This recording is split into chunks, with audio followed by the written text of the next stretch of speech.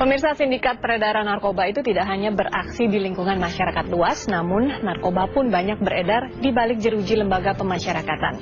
Sangat ironis memang, lembaga pemasyarakatan yang seharusnya menjadi tempat bagi pembinaan para narapidana, kenyataannya menjadi tempat surga bagi para pengedar narkoba. Bahkan dugaan keterlibatan Kepala Lembaga Pemasyarakatan Nusa Kambangan, Jawa Tengah menjadi pertanyaan berbagai pihak.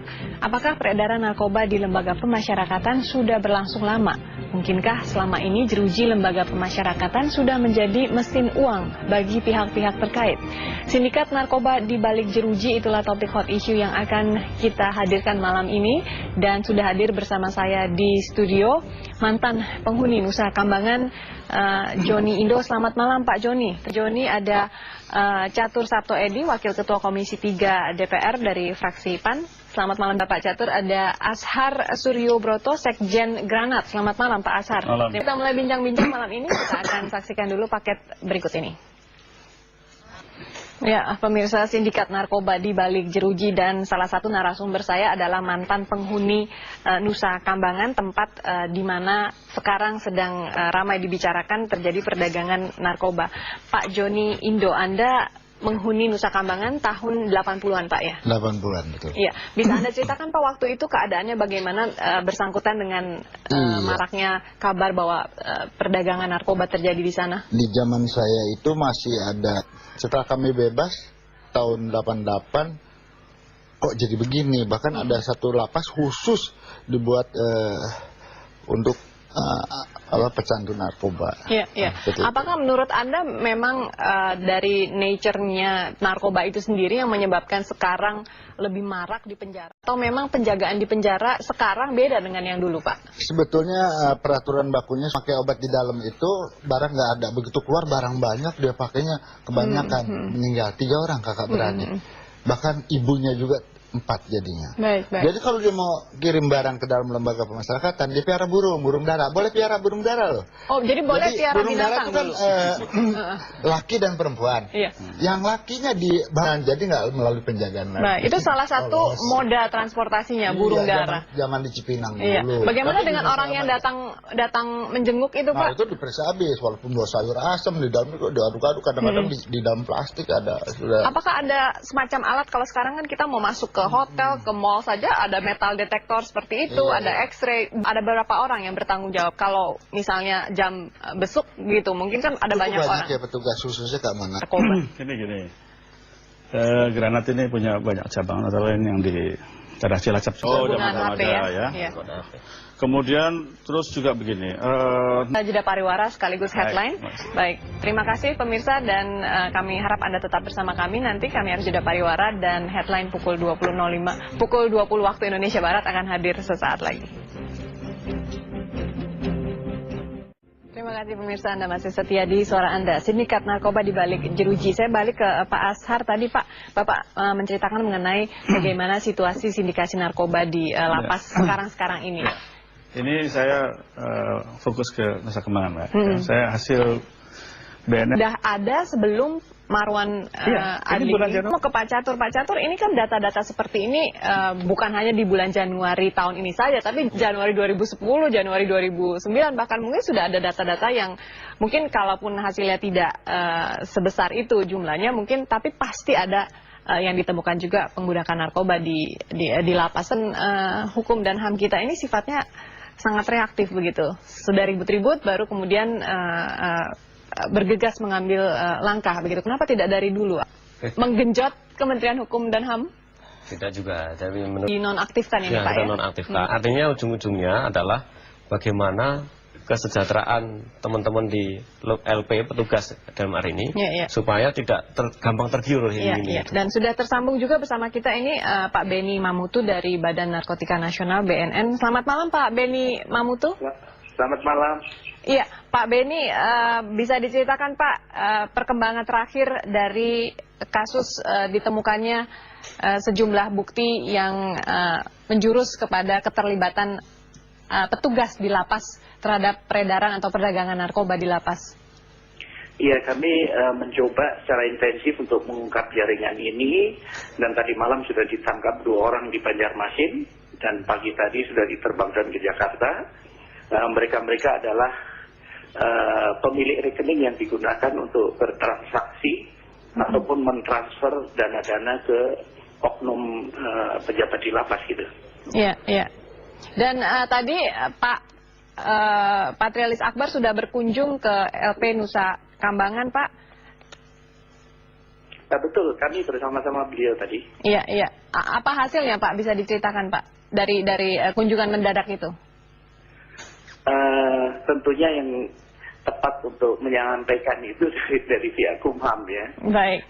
Iya, iya. Ya, baik. Tapi Pak, selama ini hubungan BNN dengan Kementerian Hukum dan HAM dalam mengungkap sindikasi narkoba ini seperti apa, Pak? Karena sebelumnya kemarin atau 2 hari sebelumnya kita bahkan ada perbedaan pernyataan ini, Pak, dari BNN maupun dari Kementerian Hukum dan HAM. BNN menyatakan sudah menangkap kepala lapas sejak hari Selasa, sementara kalau dari Kementerian Hukum dan HAM mengatakan belum waktu itu. Kenapa bisa ada seperti itu, Pak? Perbedaan informasi. Yang jelas sebelum kami melakukan operasi, kami sudah 2 kali menghadap Bapak Menteri, kemudian rapat bersama menyepakati bahwa BNN akan membantu sepenuhnya, khususnya melalui jalur penegakan hukum. Jadi bagi oknum-oknum yang melanggar ataupun terlibat dalam jaringan, kita akan lakukan tindakan tegas. Kemudian para napi yang tidak ada kemungkinan atau memang ada kemungkinan besar bahwa mungkin seluruh lapas sudah terkontaminasi begitu, Pak Beni? Kami sebagai penegak hukum, sebagai penyidik bergerak berdasarkan fakta hukum. Jadi kami tidak berani berandai-andai. Seandainya dalam penyidikan ini berkembang ke yang lain, itu sangat dimungkinkan. Sangat dimungkinkan, Pak, ya. Terima kasih Pak Beni Mamoto, Direktur Narkotika Alam BNN. Selamat malam, Pak Beni. Ya, dan pemirsa, kami harus jeda pariwara dulu. Suara Anda masih akan kembali sesaat lagi. Ya, pemirsa, terima kasih Anda masih bersama kami Sindikat Narkoba di Balik Jeruji dalam Suara Anda Hot Issue malam ini, Pak. Pak Joni, mungkin Anda bisa berbagi dengan tahun 80-an dulu. Apa peranan dan fungsi daripada petugas lapas yang membantu perdagangan atau transaksi narkoba di dalam lapas? Zaman dulu narkoba nggak begitu. Kapal selam tuh rupanya kapal yang bisa nyilam, nggak kelihatan tuh di dalam air.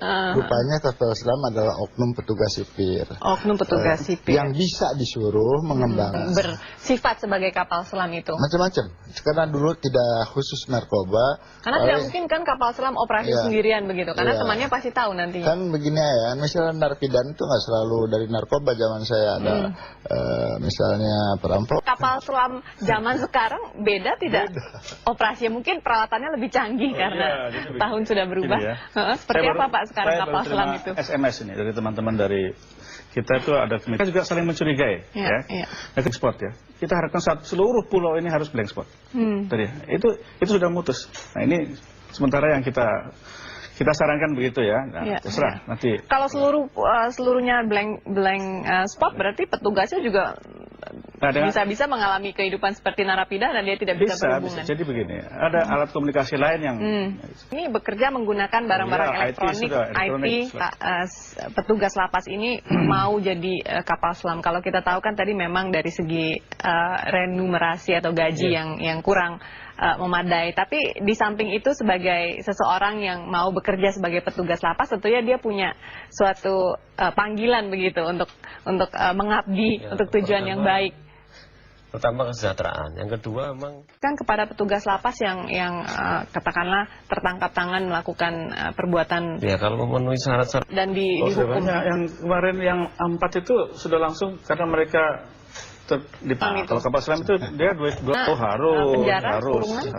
Hukuman selama ini sudah cukup maksimal. Belum. Saya cek vonis-vonis hakim berkenaan dengan ini itu sangat jarang. Jadi perlu keberanian hakim untuk menerapkan. Kalau dari Komisi 3 usulannya apa nih Pak Catur? Ya bisa dihukum seumur hidup, bisa dihukum 20 tahun hukuman maksimal. Ya karena oknum-oknum yang dicurigai pada kamera. Kita sambung lagi sesudah jeda pariwara, Bapak-bapak. Pemirsa tetaplah di Suara Anda. Kami kembali sesaat lagi.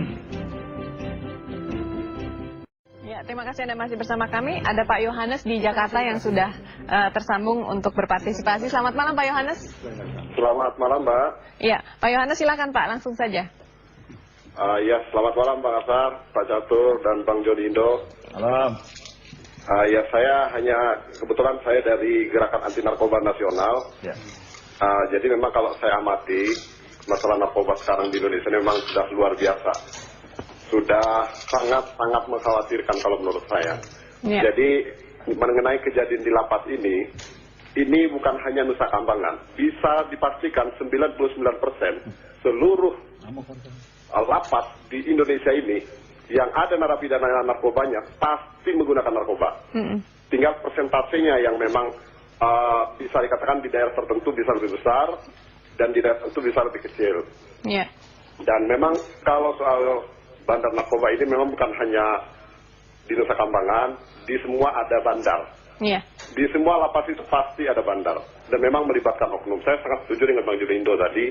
Saya juga sangat tahu di dalam itu kondisinya seperti apa dan aparatnya seperti apa. Jadi kalau menurut saya memang pemerintah harus serius, tidak setengah hati, tidak main-main untuk menangani masalah narkoba itu. Terima kasih Pak Yohanes dari Jakarta. Selamat malam. Ya, Pak Joni, saya balik ke Anda. Tadi dikatakan sudah pasti itu ada sindikat narkoba di lapas, kata Pak Yohanes juga.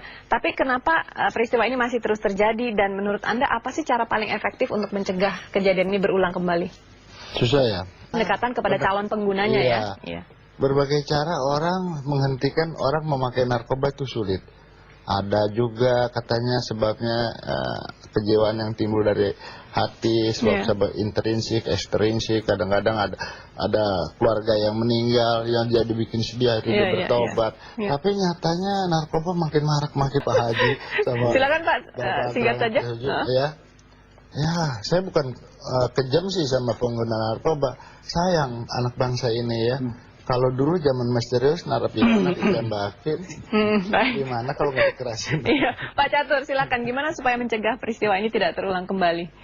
Pertama, harus dipotong hubungannya. Ya. Nah, kalau kami melihatnya bahwa ini adalah kejahatan. Pak Ashar dan juga Pak Catur serta Pak Joni atas waktunya di Suara Anda, dan pemirsa, kepada Anda juga saya mengucapkan terima kasih. Anda sudah setia di Suara Anda selama 1,5 jam terakhir. Saya Frida Litwina dan tim yang bertugas undur diri dulu.